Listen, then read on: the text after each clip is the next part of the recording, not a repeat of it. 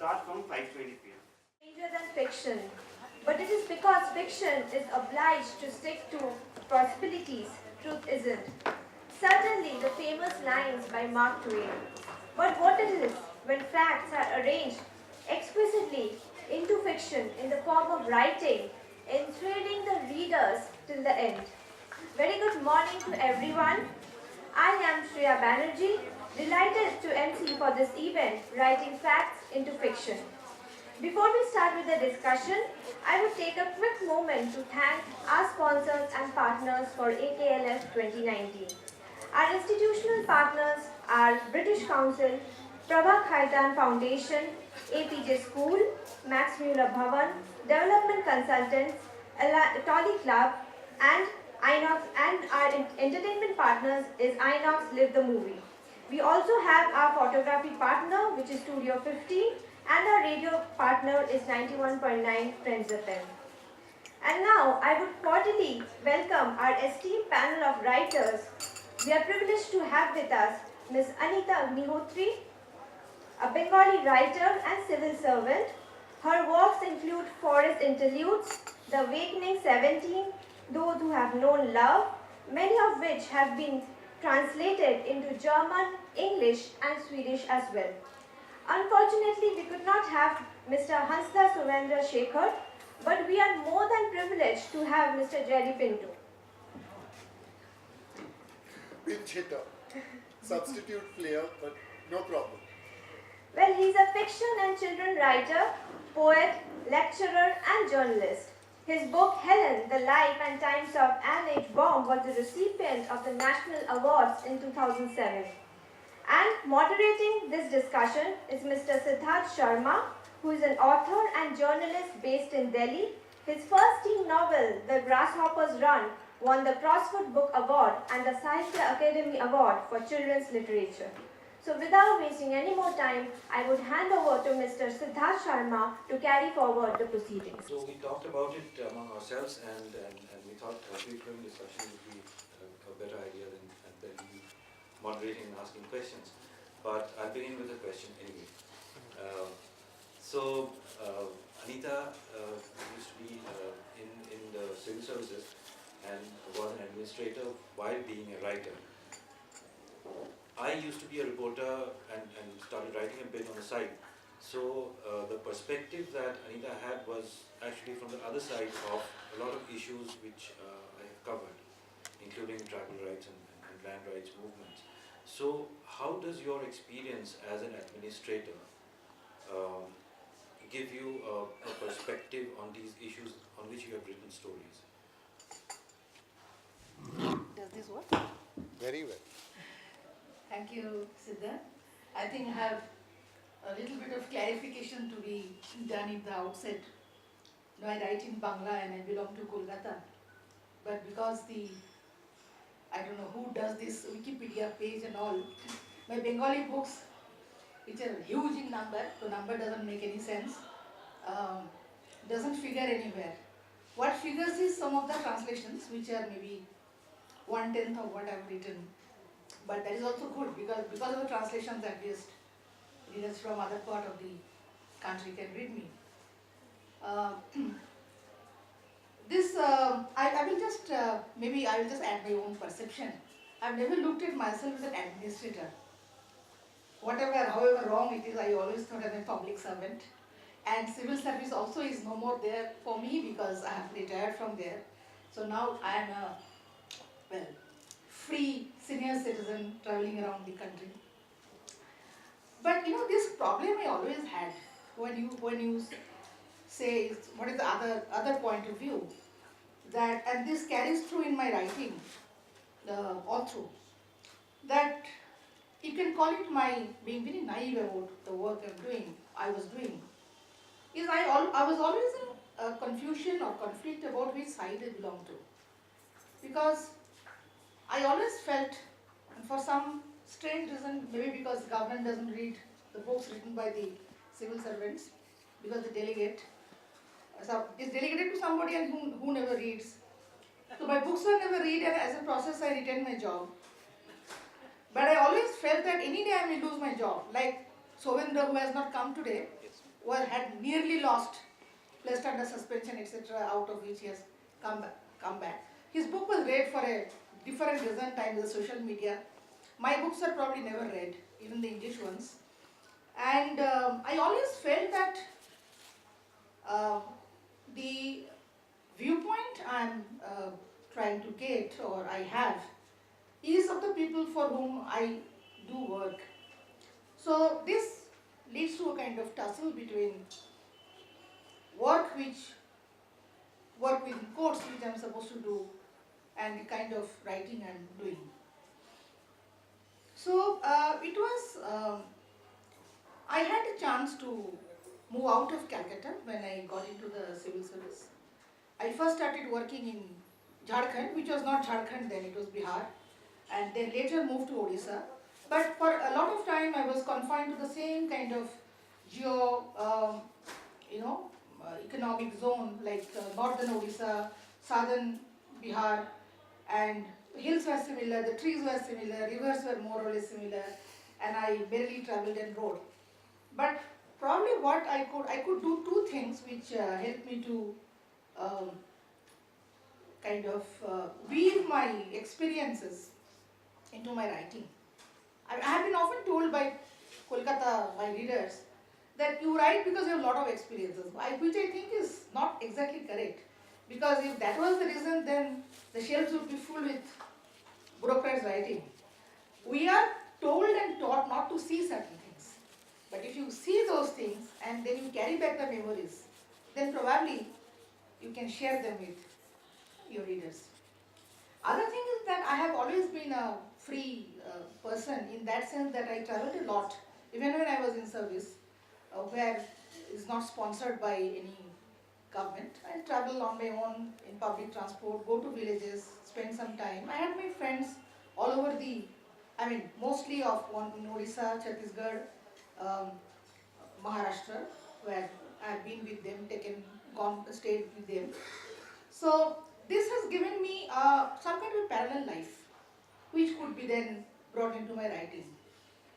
I do not know, I have basically worked as a hard-working, honest civil servant, but whether I have fulfilled the expectations government had from me in their way of seeing the truth, whether that was fulfilled or not. But to put it briefly, as initial comment, this is how I look at my writing. You mentioned translation, so this is a question for both you and Jerry. Um, some of your books have been translated into English, and there is a question of representing the people the lives that you deal with in your stories, tribal lives, and in the case of Jerry, he has an extensive body of work on Dalit literature. So how does translation work in that case, translating these stories, these experiences into English, and therefore also translating the context appropriately? How has the experience been for you? Yeah, you write in English only, right? Yeah. I would say that because I'm very sensitive about the kind of language, kind of Bengali I use, English can never do full justice. But I would say that over time, the way fiction is translated, I've written a lot of non-fiction also, that itself has changed. And at least I've been able to share my experiences with other readers. It is, yes, it is to the sense authentic in the sense that it has probably transported the story well, resonance of the language, maybe not the full essence of what I wanted to write and say, which only my Bengali can say. And I have got extremely good translators. Kalpana Bardhan edited and edited my one volume of writing way back in 1999 when I was considered younger among the Bengali. From Bengali to English, the transition is not very easy because many of our eminent and senior writers are waiting to be translated still. So I was translated relatively early. Then Dr. Rani Roy, who is a teacher of English in Delhi, she translated me in 1998. And later, of course, Aruna Bhasina, he did a lot of my stories, and we had a very perfect way of kind of communicating to each other for the translation. So I think I'm fairly satisfied with and English is anyway an Indian language, but it is never Bengali. Jerry, would you like to speak about it? First, I want to challenge this dichotomy that has been set up by the topic, which is moving fiction into reality into fiction. There is actually no reality. There is only a series of stories that are told, and each one of you will go home with this event, which is a fiction. It is a pretense of a conversation, as if three people are talking, when actually we are performing for you. We are stage monkeys here. We are puppets. We are saying things which perhaps we would not ordinarily say. We are putting ourselves out to say them elegantly and precisely, which we would not do in ordinary life. So this is also fiction. You're sitting here paying attention to us with the air of, yes, we ought to be listening to them, when perhaps in your own head there is another fiction playing where you are on the stage and we are listening to you. Because that's how it should be. Okay, so almost everything that is happening, you will then take away certain ideas from what we have said, certain beliefs in who we are, and you will make your fictions when you are telling people what you did this evening. So reality then is only something that a very few people have any investment in. That is journalists, judges, policemen, and lawyers, and librarians, because they want to say fiction or non-fiction. For me, everything is a story, and everything is picked up and thrown into the grist, into the mill, the huge, big maw of my desire to tell a story, because that's my definitive tendency. I want to tell a story. I want everything to turn into a story. I will turn everything into a story. Right? That is the central moment. And yes, we'll come to whatever your pressing question is. To talk about translation, then what is the need to translate when there is a story bubbling inside you, pushing its way out, wanting to be told? It is the horrible feeling that your story needs to be set against the backdrop of other stories so that it can be understood. Know this, every novel that you read has failed. Translation is always held up as a failure because the resonances didn't come through and the language is not the same. That's such a standard, straightforward thing to say. Forget about it. When an idea starts in my head for a story, it's fabulous. It glows. It's rich, and the colors in it have not yet been described. The feelings of my characters do not exist because there aren't enough adjectives in the language to capture the intensity and difference of my characters. And then slowly this desiccates, this dries out, this fades into words. And I have to pin my idea down and systematically kill it in order that I might translate it into a book, into something that you would read and understand, because language is consensus. And the consensus between you and me is based on something called a dictionary. And I don't want a dictionary. I want an infinitely stretchable, elastic, beautiful new language to capture the intensely beautiful, elastic new idea that I have. Whitehead told us long ago this is not possible because that would require you to have an entire alternative universe, to hold a universe of emotions based on the specific peculiarities of each one of us. Each one of your responses to what I am saying right now is individually different and impossible for me to capture. So what has not failed? There are only degrees and levels of failure. And then finally there is the failure of you as the reader. How many paragraphs have you skipped in a book that you've been reading? Because you got bored of a description. I worked on that description. I crafted it. I re-edited it 6 times and you skipped it. What kind of reader are you? That's your failure. But out of all these failures comes magic. And that is what we remember. What we remember is the magic of the failure of the story and of language. And if we can predicate the rest of our discussion on the sense of the detritus the rotting of language, the failure, but the magic of the growth of a new story. You might be able to tell a new story out of this. Or we could say the old things again. We can say old things, and I'm happy to say old things. Or we can talk about a fresh, new perspective in storytelling. The fact that we are all inventors, we are all storytellers in different ways. And for the first time in the world, for the first time in history, there is a genuine attempt at democratizing the story, and it's called social media. That was the single best thing I've heard in a very long time. I hope one of you recorded it. No, they all thought, yeah, I was thinking that. I thought that also. I just didn't say it. He said it. Ha! Sorry, you wouldn't say. Go ahead. We're making a free-flowing conversation, so you're also in here. Yeah. It's quite interesting. I was just wondering what you might think. It's quite interesting what you said. I just wondered what you might think to what is the most sincere and honest piece of writing that one may do? Is it an autobiography, perhaps? The most insincere thing that you would do is autobiography. The most insincere. Because that is the moment at which you are saying, you are making a presentation of the self. So when you lie, when you tell lies, your greatest honesty happens. Because the lie, if looked at with compassion, if you look compassionately at a lie, your girlfriend says to you, I love you and I will never love anyone but you. Look compassionately at that lie, and you will see what is happening behind it. A need for your assurance that you will love her entirely, regardless of whether she loves you or not. Regardless, that is what is there. So all lies have the capacity to illuminate if we look at them with compassion.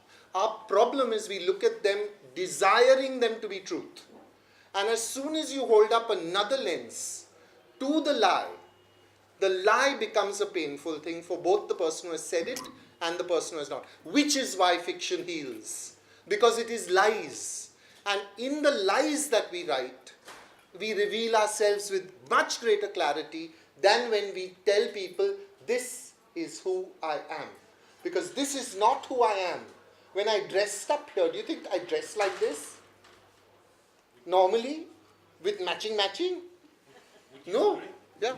No, I was saying that before you get completely overpowered by Jerry's philosophy, I would like Siddhartha to speak a little about his work and experiences, his books, and then probably we can, take the questions. Yes, I do dress like this. You may not be dressing like this. Perfectly. Okay? I'm perfectly willing to accept that. Siddhartha, I was wondering, when you decide that you're going to write a book about something, Paro once said to me that when I think someone asked her, that's Paro Anand in the corner, by the way, the Punjaban, my Punjaban.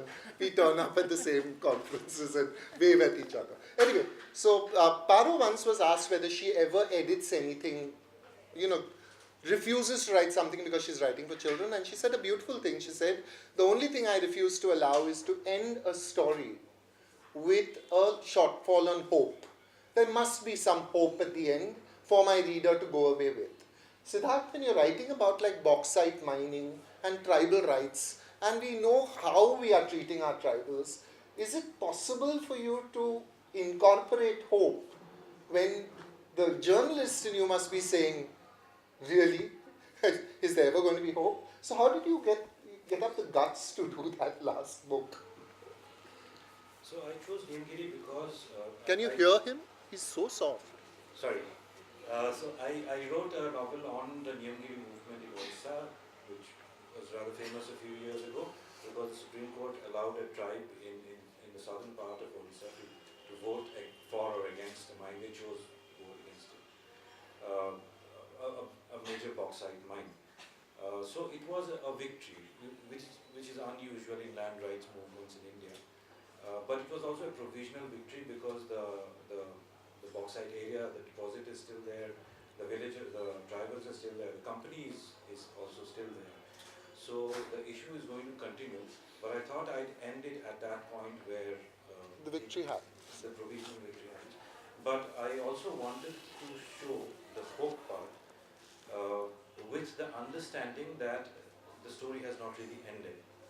So the people, the protagonists, the main characters realize that they have won, but that they will have to continue with their movement. So there is hope, but a measured kind of hope. This is very interesting. I was discussing with Siddhartha that what he has done, he has taken what probably is a fact and he has transformed this into a, you have called it a fictionalized version. I see that you have changed, though Niyamgiri is very much at the back of your mind, you have changed the name of the hills, the district and also the tribes. Yes, I changed everything except the name of the mineral because Yeah. it was too godlike. Yes.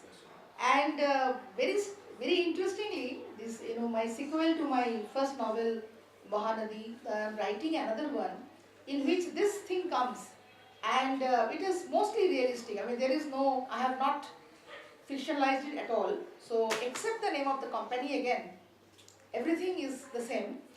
And yes, it is quite stark, but even there I could see, maybe all authors see that flicker of hope. I mean, it has been one round, and maybe second round there could be a defeat, but it is when you go and talk to them and be there, you realize that it is a victory anyway. There can never be a defeat from here. So I felt very enthused by the way, I mean, you have written. For young adults, you wrote this story, which of course can be read by anyone. And you thought that this is a story which children from urban areas, who are most of the English readers probably today, will read and enjoy. I think it takes a lot of courage for a writer to do this. So how could you think of this and how did you do this? I was feeling very depressed about my generation. I started writing the book in 2013, around the run-up to the 2014 Lok Sabha elections. And I was very disappointed with the way my generation had turned out because we hadn't been good citizens. When we were kids in school, we were taught to be responsible citizens. Nobody talked about what a responsible state is. And we keep talking about a great country, but nobody talks about what a good country should be, or generally what good citizenship actually should be. So I thought somewhere we had all failed. And I thought if I were to write a story like this, it should be meant for people who can possibly benefit from it, because it's too late for the rest of us. So I thought I'd write it for a younger readership. Jerry, can I ask you a question? Feel free. I'm quite overwhelmed by what you said, but let me ask you, because I also started, I mean, I do write poetry still, parallel to prose. When you're telling about the stories, how does it, I mean, is it different the process for you, writing poetry and writing prose? I don't think there is much of it. See, my attitude is I have a life. I would like actually to write 24 hours a day. I can't think of anything else. I want to do better. But there are other things that you have to do. Like you got to eat and you got to go to the toilet and you got to wash and cut your nose hair and all that has to be done.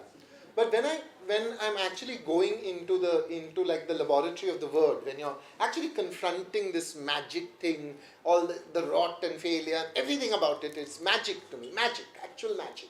When you're doing that, then I'm totally free. I do not say to myself, I draw. When I feel like writing, I failed in writing, I draw things in between. I scribble off the page. I stick pages together and write across them because I want to write like that. Then I feel like today I want to write in Urdu, but I can't write in Urdu, though I know Nastaliq to read and write. But I can't write in it, so I'll write English as though it's Urdu with a thick calligraphic pen. I let it happen the way I want it to happen because I'm 52. I'm not going to get this again. So I'm going to do it the way it makes me happy. Happy. And so I really don't. There are times, there's a lovely thing that Philippe Guston said, this great painter who lived in America. He said in a television interview, I remember watching it and thinking, oh my God, this is my brother.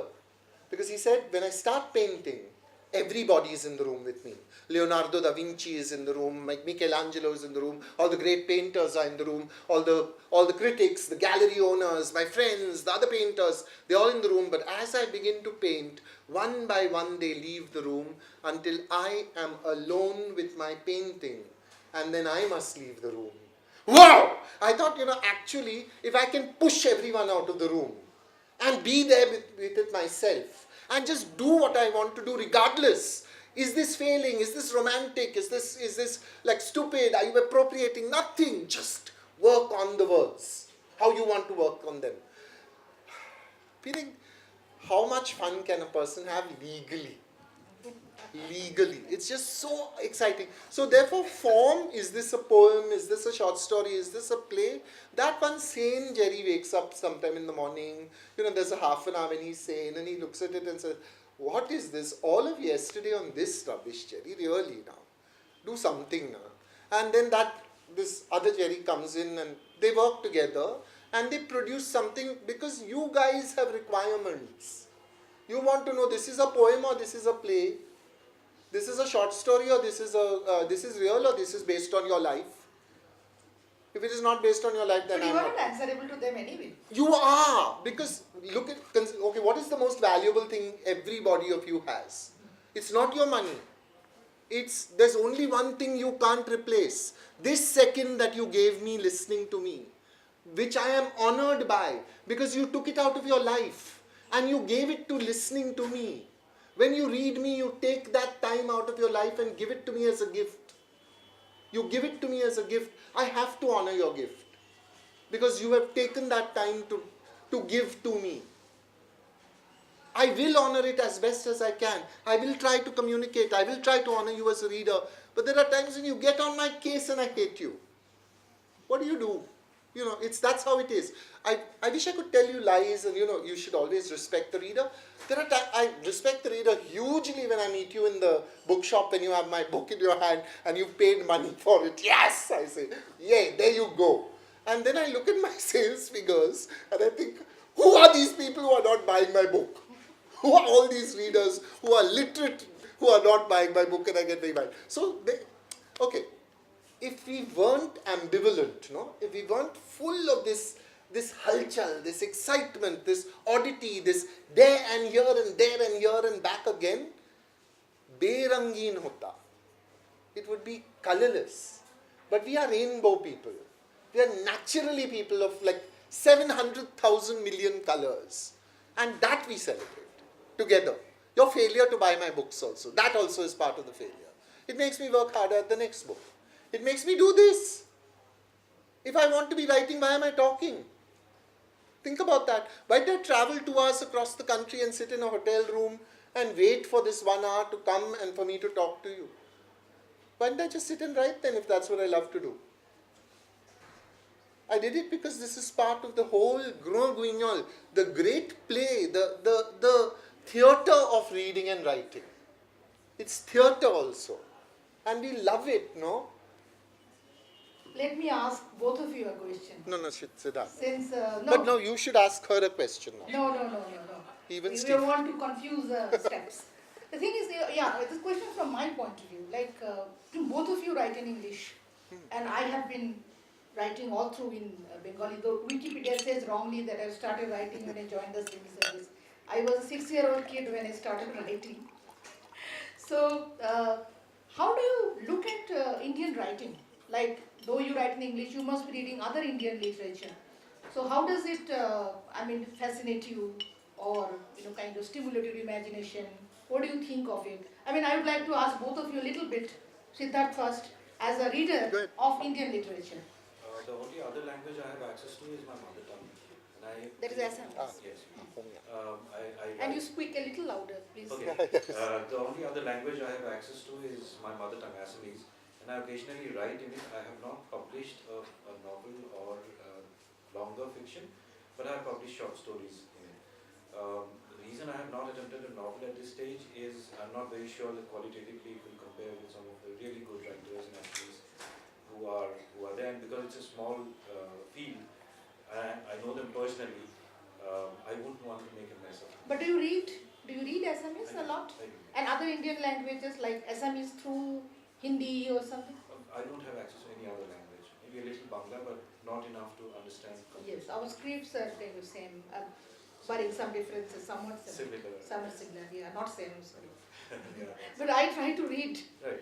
Assamese It's not and very I can manage. Yeah, Sanskrit, words of Sanskrit origin. So there's about it. What about you, Jerry? We were discussing So- yesterday's session about translations. And I made a point there that whatever you do in terms of translation, translated book will never have the same kind of attention as a book written originally in English will have. I don't know if that's true at all. I mean, if you consider, okay, let me take the case of the second book I translated, which was called Baluta, which is an autobiography of a Dalit. And would you read an autobiography of a Dalit? You four? Yeah, you would. How many have you read? None. But you would read one if someone gave you a gift or something. I understand that. But you wouldn't go out and buy it. Now, come on, Dalit autobiography. No, they haven't bought it, is what I'm saying. No, not and there are libraries and there are downloads and they haven't bought it. It doesn't matter. I'm not saying you should. I'm saying you won't. Now, that's all right. So, Baluta came out in Marathi on December 25, 1978 in a 5,000 print run. By January 1, 1978, 5,000 copies had sold out. Maharashtra Times, in the first issue of January 1979, Sunday issue, had a 2-page spread review. 2 pages on Baluta, on why it is an important book. Several people writing about it. There was a response to that. They carried those responses over 2 pages in the next issue. Baluta has been pirated, which means people want it so badly, they will buy pirated copies. It's a great compliment to a book when it's pirated. None of my books have been pirated. Okay? Now I translate Baluta some 25 years later, etc., etc. We do a 1,000 print run. It has just sold out after 2 years. Where? No attention in English? Are you kidding me? The only attention is the attention of a committed reader in a quiet room reading a book to herself, and it's largely herself or himself. You're mistaking the pornography of money and the excitement of the English language press, the fake excitement of the English language press, as attention. It's not attention when you know the name of Arundhati Roy, but you haven't read her books. It's not attention. Ask Arundhati Roy, ask any writer in English. They would give all this attention that you talk for the numbers that you have.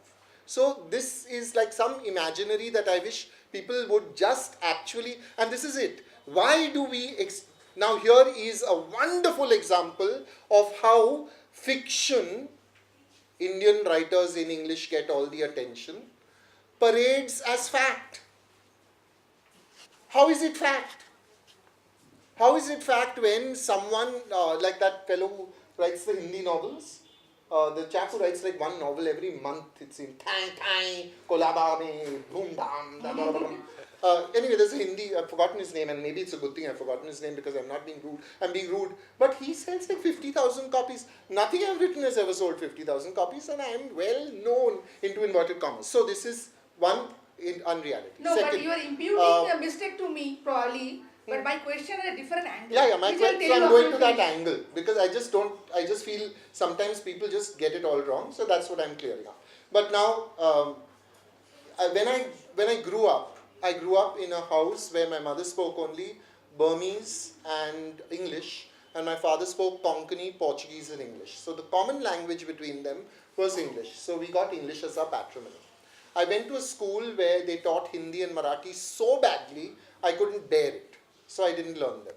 92, the Babri Masjid came down and I thought, I'm living in a country and I need to do something about it. And you want to join a peace mohalla committee, but you're not a peaceful person. You'll probably cause a riot or something, so better not. But what I can do is language, I thought. And so I started by studying Marathi properly.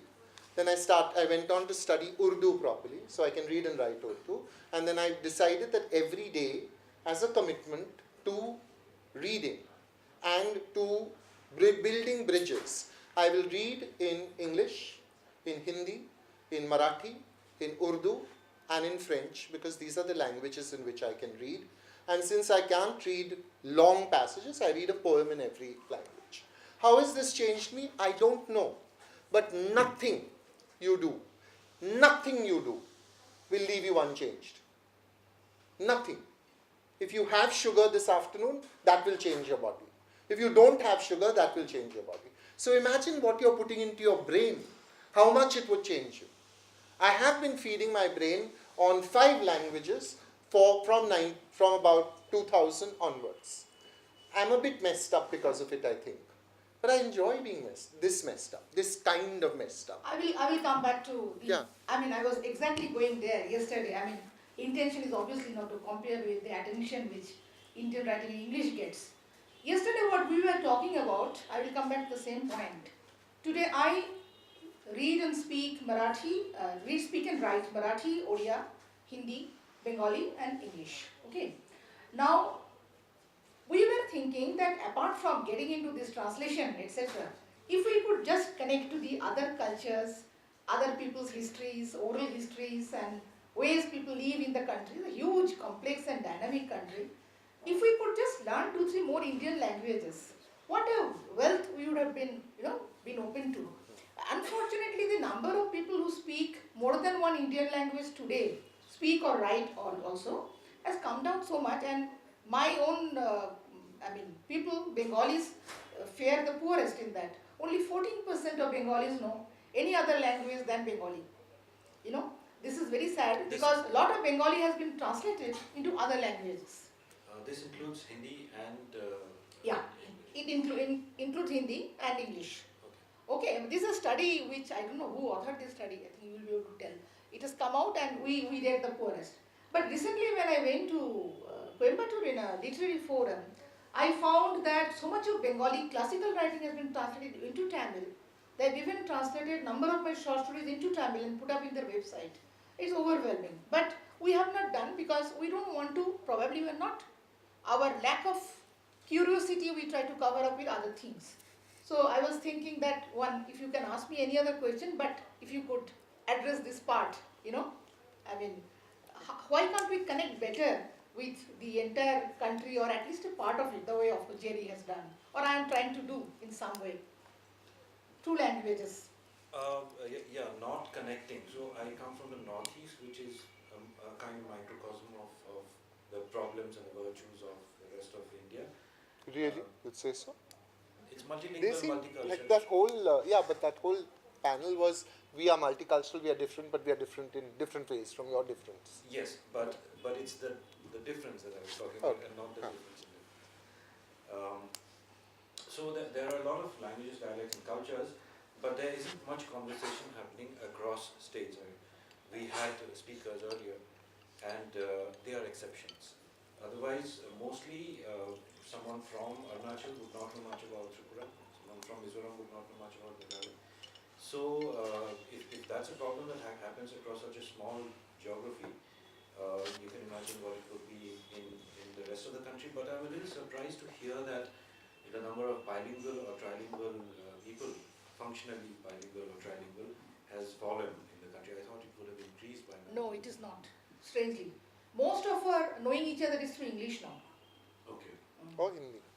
Right. Even Sahitya Academy probably does not find people who can translate, let us say, Bengali and Odia without going through English. That has been with Sahitya Academy, there has been. Bouncing translation. Or maybe we are not addressing the right kind of people who can. So what has happened? Has these changes in technology or generations, has it led to a kind of insularity among the people? Yeah. In a sense that I think 2000 is still a kind of a watershed. I mean, post-globalization, the way we have opened up through social media, etc. is there, but we have also got very, very blinkered.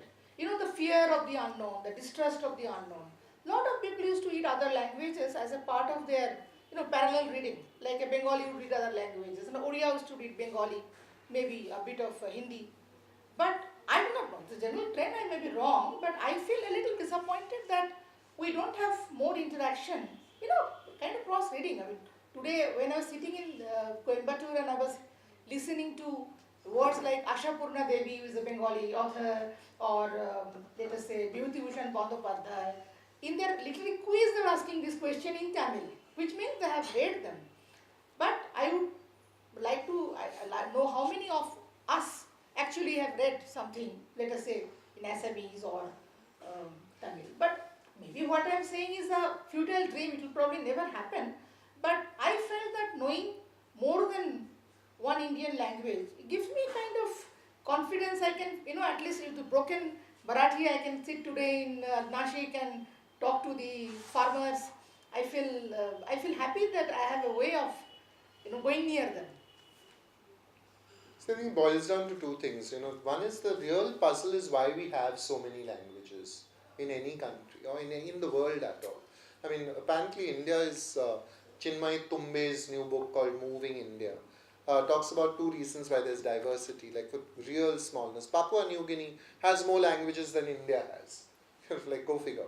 And we have like Dr. G.N. Devi has just finished the Linguistic Yes. Survey of India. And that's a magnificent enterprise. To give you an example of how magnificent it is, I was translating Eknath Awad's autobiography. He's a Mang and an activist. And the Mangs, when they have a language which they use when they're stealing. And they're forced to steal because there's no other way to earn money. They're not allowed to have kheti badi, for instance. They're not allowed to do many of these things, so they steal. And they have a language which they use when they're stealing. So I thought, Dr. Devi, I'm going to test you and see if you know anything about this language. So I sent him an email saying, I'm translating this, and do you have any information on this language that the Mangs have? He sent me a dictionary. A whole dictionary under that. Actually, I thought Amazing amount of work that is is done. like seriously amazing, because the Maharashtra government has just put out the Dalit Marathi dictionary, but it is only from to K. Right now the first volume has come out. Who knows when the next volume will come out, if ever.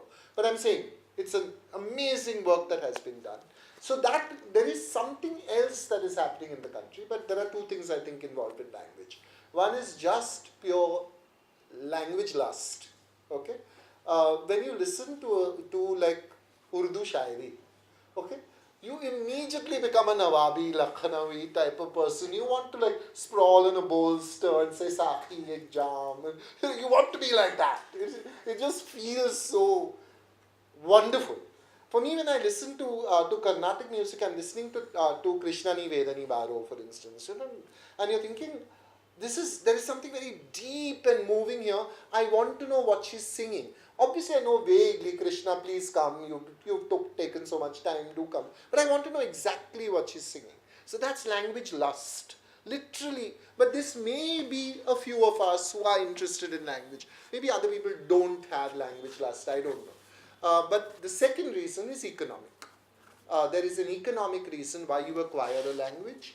For instance, Jadunath Sarkar says Marathi was once spoken from Delhi right up to Tanjavur. But why was it spoken that way? Because the Marathas were a big power. They were a trading force. They were trading with Delhi and they were trading with Tanjavur. In Tanjavur, they even had an empire. Sarfoji ruled the Tanjavur, and so therefore Marathi was spoken right across the Even across today, the thing. Oriya has many Marathi words. Marathi has 60 to 70 or 40% to 70%. The figure varies depending on how right-wing you are. Words from Arabic origin, because they were dealing with Arabs as traders. So often, like the word khallas actually means dead or broken in Arabic, and it then becomes khallas. Is Khallas Marathi anyway? Khallas is actually definitely Marathi, because no one else says Khallas. I mean, if you go to Delhi and say Khallas, they say what? I'm saying. So, okay. So there's that economic reason to learn learn a language, and economically everybody wants to improve and therefore they learn English. Because everybody knows very clearly, your taxi driver knows. Without understanding linguistic, economics, etc., if you ask him, भाई साहब आपको क्या चाहिए? He'll say, मेरे बच्चे को convent school में दाखिल करना है ताकि वो पटर पटर इंग्लिश बोल सके. जैसे कि आप बोल रहे थे ना फोन पे, वैसे ही मुझे अपने बच्चे को बोलना है. I have to get my children to speak like that. That's what I want. Now, are you going to deny him that dream? I say, नहीं भाई साहब, आपको ना भाषा स्कूल में आप उनको दाखिल करो, क्योंकि मातृभाषा बहुत ज़रूरी है और मातृभाषा को कायम रखना हम सब का फ़र्ज़ है. And he'll say, तू अपना फ़र्ज़ लेके वहाँ डाल जहाँ सूरज ना उगता है. Which is a good translation of where the sun does not shine. Meaning, stick it up, man, seriously. I've got to think of my children's future. I'm not thinking about what the matrabhasha will do. right?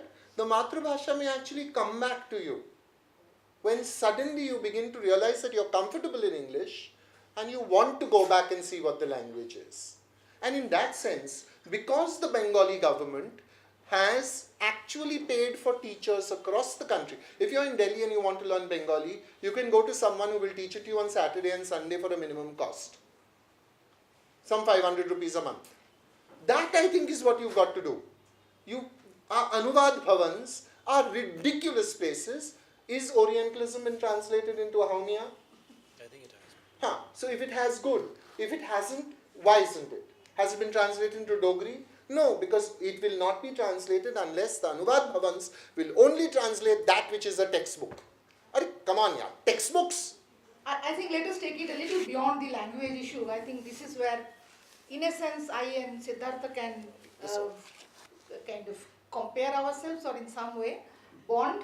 The thing is that, there is genuine curiosity about in everybody's mind as to how we connect. So what I have done in Bengali, most of my stories and novels are based today in Odisha, in Maharashtra, and my latest novel which is coming out in book fair is on the Vidarbha Marathwada agricultural uncertainty, and it ends with the farmer's long march. Right.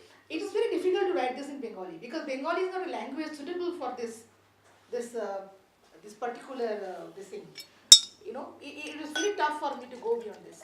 You have done kind of same thing. You have not thought probably how people will take it. Like you wrote about your first Grasshopper's Run, like about the then East Assam, which is now Nagaland, and so I initially I thought when I wrote Mahanadi that how will people take it, but I was quite amazed by the Bengali readers' response in accepting something which they normally do not come across.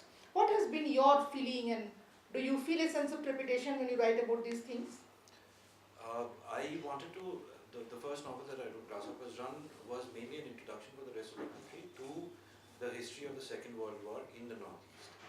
I think somebody else has written a small history of the war in the Andamans, which is the other part of India which was affected by the war. So as an introduction it has worked rather well, and I have met a lot of readers who've read further about these events, both from the rest of the country and from the Northeast. So as far as introductions go, I think engaging with these little known stories is rather a good idea. Okay, shall we open this to questions? think so. Because we I have think it's another good. session somewhere Shortly else. coming. Uh-huh. So, Okay. Paro, I thought you waved your paw. You were just adjusting your. No? Okay. Anyone that's it? Otherwise, we can all go out and have chai. And listen to Ravish Kumar. We were talking from You want to give him the mic? Do you have a question? Yeah, he has. this session is on writing fact into fiction, and the gentleman sitting in the middle, he definitely answered the subject in his own manner, in a very dramatic manner. And I'm sorry I have not been able to understand how that fact can be dreamt, fictionalized the way you have said. I don't know about the other listeners here, but at least I couldn't make any head and tail of that. I'm being very candid. And therefore, I was trying to ask question to your Anita Agnihotri? Yes. Okay. Anita ji and the moderator as to how can a fact, this is a fact, we are sitting here and listening to a dramatist and a factual person and another factual person. This is how I would describe. That's the fact according to me. How do you fictionalize it? I came to this session primarily to learn this. Because I can't dramatize,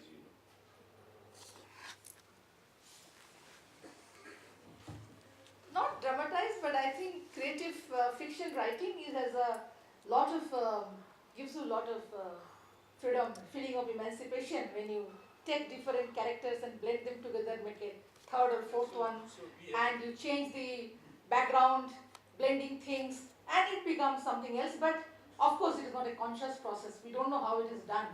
But After it is written, you discover that you have probably created something. And that's how I think it's very difficult to answer questions about how it is done. I never do conscious plotting or anything in writing.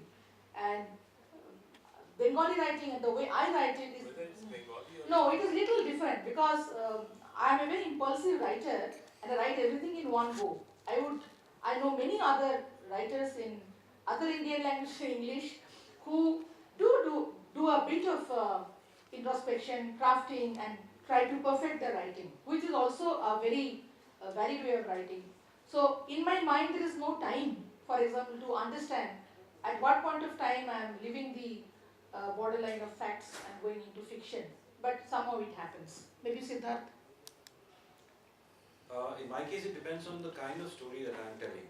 So this latest book the novel that I wrote, it's based almost entirely on real events. So almost every part of the book and all the characters are based on actual people and actual events. It's just that the real event on which this story is based did not have all the elements that I wanted to address. The problems with the state, the judiciary, the police, problems at a very local level, things like higher judiciary, Supreme Court and all. So a lot of these things are from other events that I have known or covered or researched on. So I had to bring all those things together. I could have written a non-fiction book on the same matter because I researched this thing for about 5 years. So I got a lot more material than I could put in this novel. So I could have written a non-fiction book. The problem was a lot of these issues that I wanted to talk about were incidental to the actual event which happened. And fiction allows you, as Anita mentioned, fiction allows you the liberty of choosing which part of the story you want to highlight and which part you don't want to. There is a character called Ghosh in the novel who is based on a lot of very high quality corporate middlemen that I have seen or researched on. If I had written a non-fiction book, the character would have been based a lot on off-the-record conversations, as it's called in journalism. And that is not an approach that I like following. I do not like, when I was a reporter, I did not like putting off-the-record conversations. So fiction allowed me the liberty of creating this character based on several different ones and adding some elements which might not have existed. So there is a certain freedom that one gets in interpreting facts if one is writing fiction. Thank you. Would you like to ask something? I wanted to ask, I think I don't need the mic. When, as you said, you've researched a lot and you have a lot of material, how do you still keep it in the space of engaging fiction rather than making it documentary? So my story was to be told from the point of view of 2 teenagers. One is a tribal teenager, lives in a village, he's a gardener, he doesn't have much awareness of the world. Right? Korok. Korok, yes. Very little education. And the other is a girl, Anchita, she's Odia, and she has an urban background, similar to what I guess my prospective readers have.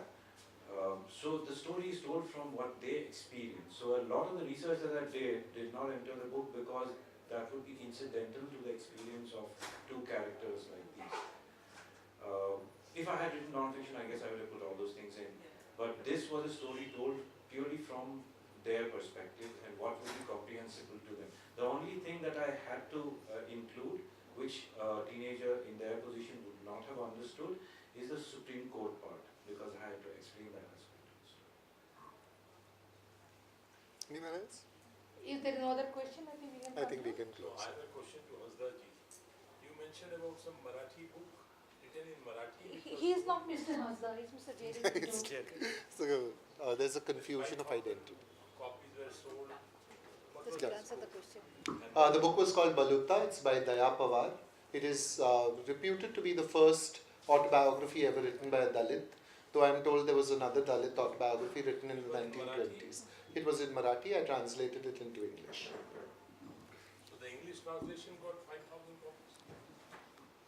The English translation, the Marathi translation, the Marathi book, the original Marathi book came out on December 25, 1978, 5,000 copies sold by January 1, 1979. My translation of it in 2017 has just begun to sell 1,000 copies. This was my answer to Ms. Agnihotri's comment that English gets all the attention. I did not say that. No, please don't put words into my mouth. I raised a question. Do you think so? Well, I answered what I thought was my response to, do you think that English gets all the attention? My answer is, if you consider column inches, perhaps. If you consider the quiet attention of a reader in a room with a book, then the languages, almost every language, does better than English. In fact, this is something which, when our books were being considered for a Swedish translation, Mr. Yuvar Ananthamurthy had said, he said, if my people who speak my language don't read my book, how am I interested in whether it goes to Swedish or origin? How does it matter? So we have all a kind of a dedicated readership in the language in which we write, and probably they are our peers in the sense that we connect with them, though it may sound biased, but that's the primary attention we may seek. Same thing is true of Bengali. Thank you. Cheers.